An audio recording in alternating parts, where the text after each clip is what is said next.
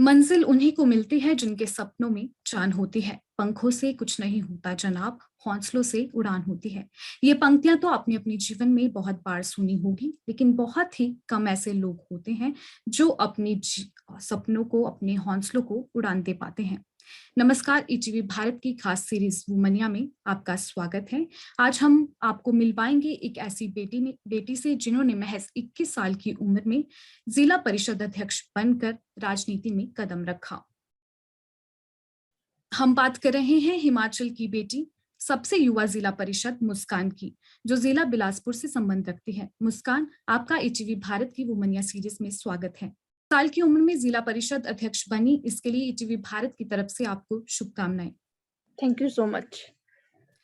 मुस्कान, सबसे पहला सवाल मेरा आपसे ये रहेगा कि महज 21 साल की उम्र में चुनाव लड़ने का ख्याल आपको कहाँ से आया? और सबसे पहले तो दर्शकों को मेरे नमस्कार। और अंतर्राष्ट्रीय महिला दिवस पर मैं सभी मातृशक्ति को, अपनी बहनों को हार्दिक बधाई देना चाहूंगी इसके लिए। जी, और एक लड़की होने के नाते क्या कुछ समस्याएं आपको आई? घर वालों का कितना आपको सपोर्ट रहा? जैसे कि मैंने इलेक्शन लड़ा तो फैमिली की तरफ से तो मुझे फुल सपोर्ट रहा और शायद तभी आज मैं इस मुकाम पर पहुंची हूँ। और जनता जनार्दन का, प्रबुद्ध जनता का, हमारी मातृशक्ति का, बुजुर्गों का, सभी का सहयोग मुझे रहा, उनका आशीर्वाद मिला, तभी आज इस स्टेज तक मैं पहुंची हूँ। जी, इसके लिए मैं उनका भी धन्यवाद करती हूँ और उनकी भी आभारी रहूंगी मैं सदैव। जी, जी। जी, 21 साल की उम्र में जहाँ कई लोग पढ़ाई करते दौरान ये अपने भविष्य की प्लानिंग करते हैं, उन्हें आगे क्या करना है इसके बारे में कुछ पता नहीं होता है। तो आपने उस उम्र में लोगों की भविष्य की बागडोर संभाले हुए हैं आप। आप नीति निर्धारक हैं, कई लोगों को आपसे उम्मीद है। इतनी छोटी उम्र में कैसे इन सब चीज़ों से डील करती हैं? जब मैंने इलेक्शन लड़ा तो मैं बीए एलएलबी फाइनल ईयर में थी उस टाइम। तो वैसे जी, ही मेरे मन में विषय आया कि मुझे इलेक्शन लड़ना चाहिए। बाकी फैमिली ने भी काफ़ी सपोर्ट किया मुझे। जी, जैसे-जैसे धीरे-धीरे मेरे सामने चुनाव आते गए, तो लगा कि इलेक्शन लड़ूँगी, जीतूँगी, हारूँगी, एक वो परसेप्शन मेरे माइंड में रही। लेकिन जैसे ही मैं चुनाव जीत गई तो मुझे बहुत खुशी भी हुई, लेकिन उसके बाद मैंने सोचा कुछ टाइम कि मैं इलेक्शन तो मैंने लड़ लिया, लेकिन मैं लोगों को कैसे हैंडल कर पाऊँगी, उनकी समस्याओं को कैसे सुन पाऊँगी। लेकिन जैसे मैंने फील्ड में जाना स्टार्ट किया, कुछ बुद्धिजीवी व्यक्ति मेरे साथ ऐसे जुड़े हुए हैं, जिनसे सीख-सीख कर मैं आज इस मुकाम पर पहुँची हूँ और काफ़ी, अब तो मुझे 1 साल भी हो गया, तो काफ़ी सारी नॉलेज मैंने गेन भी कर ली है और लोगों को हैंडल कैसे करना है, उनकी समस्याओं को सुन के उनका समाधान कैसे करना है, हर एक चीज़ मैं धीरे-धीरे सीख रही हूँ। जी, जी। जी, कुछ बताएँगे किससे आपको इंस्पिरेशन मिली राजनीति में आने की? इंस्पिरेशन में तो सबसे महत्वपूर्ण हाथ रहा है मेरे पिताजी का। जी, और मेरे पिताजी एक समाज सेवी हैं, पिछले कुछ वर्षों से वो समाज सेवा में लगे हुए हैं।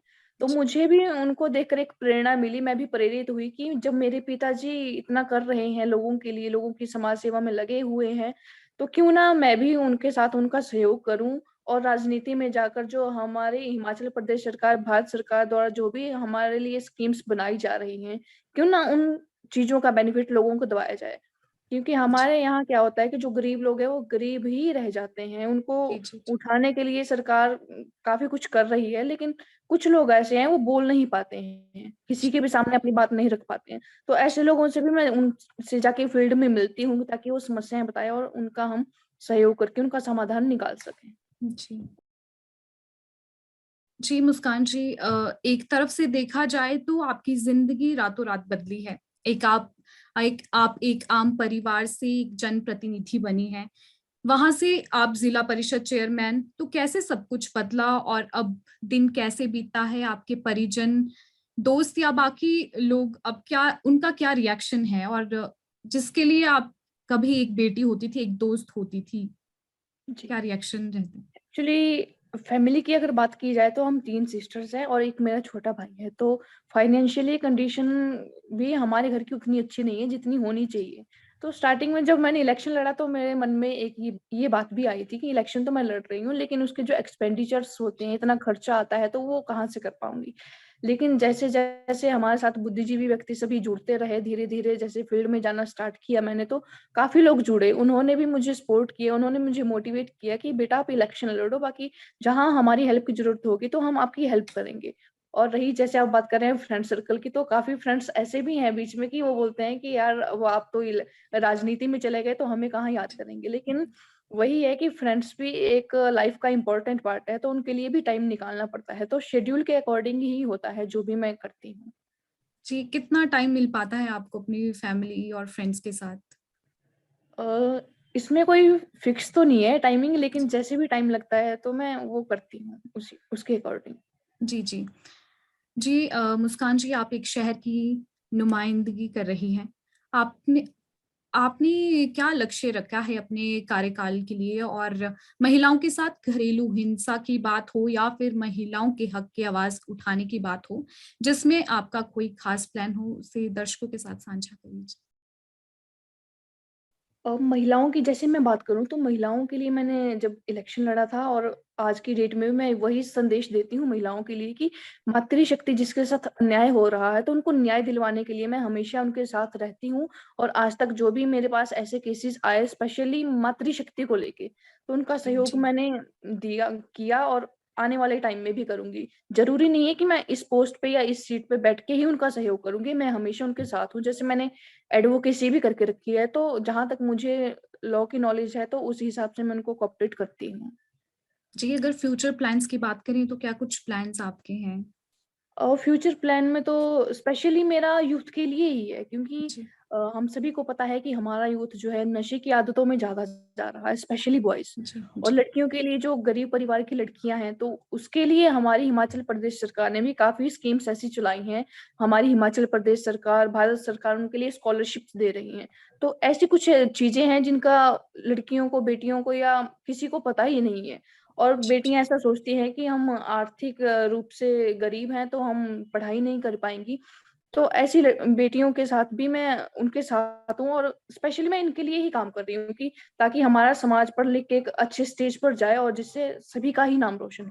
महिला दिवस पर हम आपसे बात कर रहे हैं, तो खास हिमाचल की महिलाओं की बात करेंगे क्योंकि हिमाचल की महिलाओं की ज़िंदगी भी पहाड़ जैसी है, काफ़ी मुश्किलें रहती हैं। बात करें पानी की तो काफ़ी दूर तक जाना पड़ता है, बहुत चीज़ें रहती हैं पहाड़ी इलाकों पर, तो उसको लेकर आप क्या कहना चाहेंगी? किस तरह की आपकी प्लानिंग है?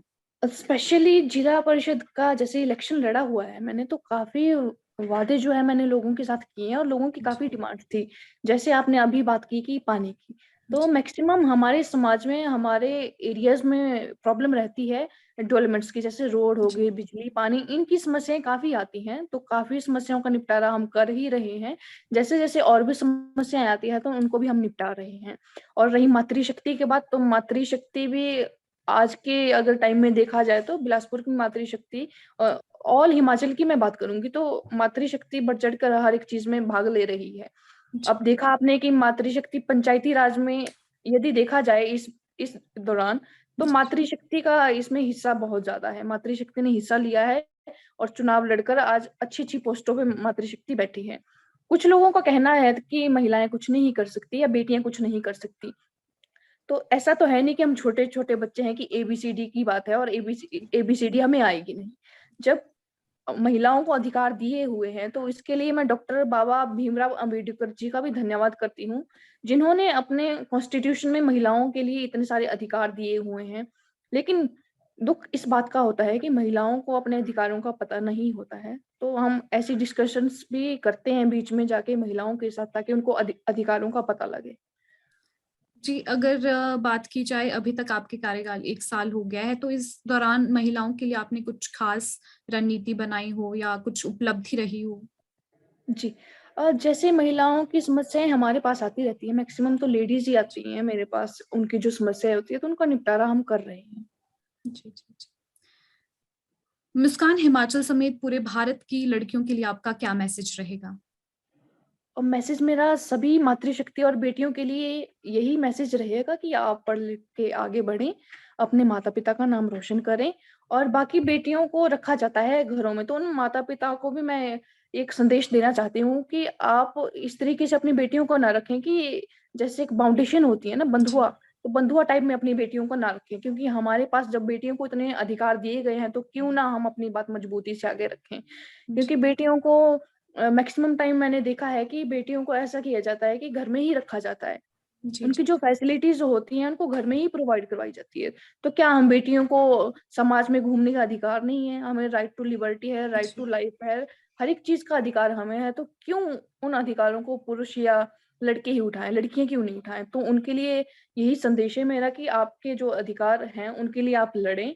बाकी ये ना सोच के चलें आप शादी से पहले पिता के साए में रहेंगे, पिता की परछाई बन के रहेंगे और शादी के बाद किसी हस्बैंड की। नहीं, आपकी भी अपनी कोई लाइफ है, आप उसे एंजॉय कीजिए और पढ़ने लिखने में आगे रहिए। आज की डेट में हम देखते हैं कि महिलाओं के साथ अत्याचार हो रहे हैं। इसका रीजन यही है कि पेरेंट्स अपनी बेटियों को बाहर भेजते ही नहीं है। बदलेगा नहीं। अगर आप ये परसेप्शन लेके चलेंगे माइंड में कि बेटियों के साथ ऐसा ही होगा तो नहीं, तो हमारा समाज आगे नहीं बढ़ेगा। तो बेटियों के लिए और अपनी बहनों के लिए यही मैसेज रहेगा मेरा कि आप निडर रहिए। आपके जो जी। अधिकार हैं उनके लिए आप लड़िए। बाकी जहाँ हमारी ज़रूरत पड़ेगी तो हम तो आपके साथ ही हैं और जीते जागते उदाहरण कई आपके सामने हैं। तो डिमोरलाइज़ कभी ना करिए खुद को। आप ये सोचिए कि हम भी कुछ कर सकती हैं। जी, मुस्कान जी, कोई ऐसा इंसिडेंट, कोई किस्सा आप हमारे दर्शकों के साथ साझा करना चाहेंगी अपने जीवन का?